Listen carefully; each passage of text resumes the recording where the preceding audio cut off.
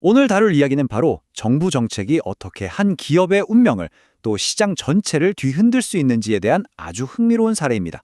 자, 여러분, 한번 생각해 보세요. 계속 돈을 잃고 있는 회사가 있는데 어느 날 갑자기 주가가 30%나 폭등해서 상한가를 찍는다?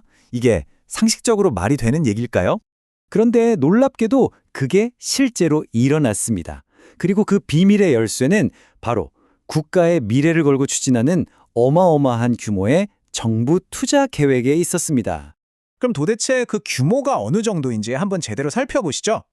네, 바로 35조 5천억 원입니다. 이게 2026년 한 해 동안 대한민국의 연구개발, 그러니까 R&D에 투입될 예산이에요. 정말 입이 떡 벌어지는 숫자죠? 이게 그냥 큰 숫자가 아니라는 건 바로 전년도와 비교해보면 확실히 알 수 있습니다. 2025년에 비해서 무려 20% 가까이, 금액으로는 거의 6조 원이 늘어난 역대 최대 규모거든요. 시장이 이런 엄청난 신호를 놓칠 리가 없었겠죠. 그럼 이 막대한 돈, 이 35조는 대체 어디에 쓰이는 걸까요? 정부가 딱 정해놨습니다. 바로 대한민국의 미래를 책임질 5개의 기둥, 핵심 기술 분야가 있어요. 바로 이겁니다. AI와 반도체, 이건 뭐 두말하면 잔소리죠. 그리고 양자 기술, 우주 항공 기술, 마지막으로 차세대 원자력과 탄소 중립 기술까지. 정부는 바로 이 5분야에 국가의 미래가 달려있다고 보고 말 그대로 돈을 쏟아붓기로 결정한 겁니다. 자, 그럼 이제부터 이 거대한 국가 계획이 실제 한 기업에 어떤 영향을 미쳤는지 아주 구체적인 사례를 통해 한번 파헤쳐 보겠습니다. 오늘 우리가 살펴볼 회사는 바로 에이스테크입니다. 이 회사는 5G를 넘어서 앞으로 다가올 6G 시대에 꼭 필요한 무선 통신 장비들을 만드는 아주 중요한 기술력을 가진 곳이에요. 뭔가 앞에서 들었던 얘기랑 딱 맞아 떨어지지 않나요? 네, 맞습니다. 시장은 귀신같이 알아챘죠. 정부의 R&D 계획이 발표되자마자 에이스테크의 주가는 그야말로 수직 상승!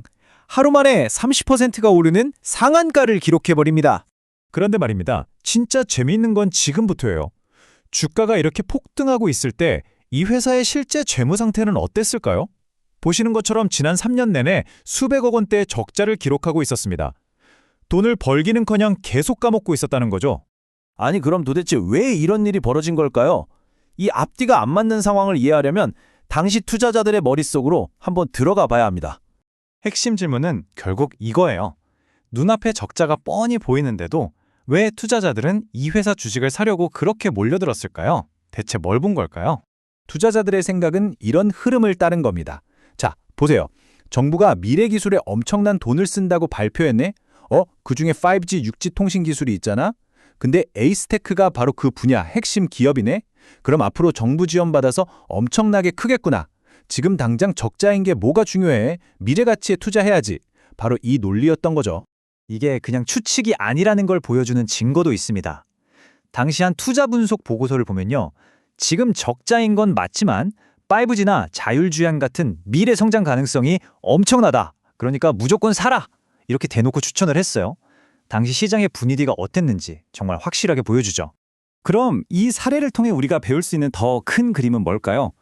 바로 정책이라는 보이지 않는 손이 시장을 어떻게 움직이는지에 대한 이야기입니다. 보통 우리가 생각하는 투자는 회사가 지금 돈을 잘 버는지 안정적인지를 따져보는 거잖아요. 이걸 전통적 투자라고 한다면 지금 우리가 본 건 완전히 다른 게임입니다. 정책 기반 투자라고 할 수 있죠. 이건 회사의 현재 성적표가 아니라 정부가 앞으로 어디에 돈을 쓸 건지, 그래서 어떤 산업이 뜰 건지를 보고 미래에 베팅하는 방식이에요. 자, 그래서 오늘 이야기의 핵심은 이겁니다. 첫째, 정부의 정책 발표는 시장에 보내는 정말 강력한 신호라는 거. 둘째, 주가는 현재의 실적이 아니라 미래에 대한 사람들의 기대감을 먹고 자란다는 것. 물론 이런 투자는 대박의 기회도 있지만 그만큼 위험도 크다는 점은 절대 잊으면 안 되겠죠.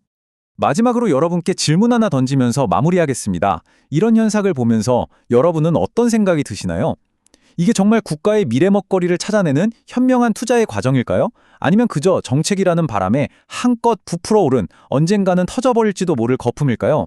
한번 곰곰이 생각해 보시면 좋겠습니다.